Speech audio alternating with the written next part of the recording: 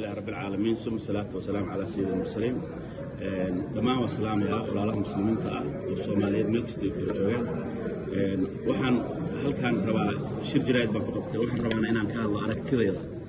shakhsiyan anigoo kamid ah ismada guud ahaan Soomaaliyeed gaar ahaan Puntland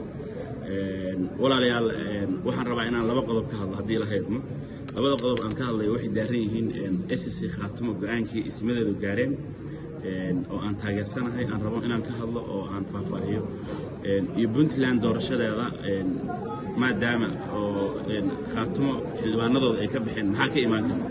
waxaan rabaa labadaba inaan laba waxyaalood ka dhaho Puntland run ahaantii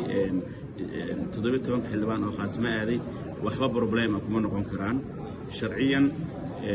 iyo sida caadiga SSC khaatimo go'aanka ay gaarteen bogaadin baa mudan yahay waana bogaadinaynaa وانا كل احترامنا وحنا كعد سنة قفل بقى أو كمل أساسيين بنتلان ملاحظ بنتلان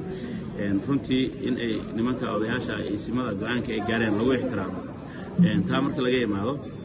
وحنا كلا ربعنا وشة ضدك عفرتني استعال حدران بنتلان هذه تضبط من الجرة بلحوينا ولا قد دوران كنا بلحوينا ولا قد دوران كنا مهمته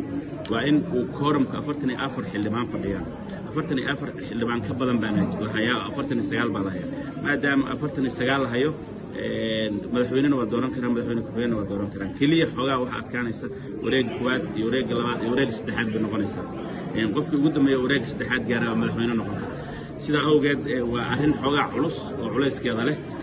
laakiin problem badan ma jiro oo wax laga fursan karo aragti kalena waa jirtaa oo wax la samayn kara inaan shir la isugu yimaado oo la dib dhigo haddii ay maxkamadda dastuuriga iyo sharciyadu ay ogolaan waayaan in inta madaxweyne lagu doorto maadaama qorshayaasha jiraan kale qorshayaashaas wuxuu yaalin maxkamadda iyo macnaha dadka ay khusayso inta marka laga imaado waxaan rabaa inaan ku soo koobo saddex qodob oo muhiim ah qodobka koowaad waxaan rabaa madaxweynaha iyo musharaxiinta in aan gaarsiiyo nimanka SSC xildhibaanadoodii Puntland waa kala bixin inaan isku dayin in nimanka gacan bidixiyaan oo gacanta geliyaan oo faraha ka qaadaan oo ceeb bay ka dhaxleen haddii ay dhex galaan qodobkaas waa qodob qodobka labaad waxaan rabaa inaan u sheego dadka SSC ka soo jeeda oo siyaasiyiinta ama xildhibaan raba ama Puntland maskab ka raba ama madaxweyne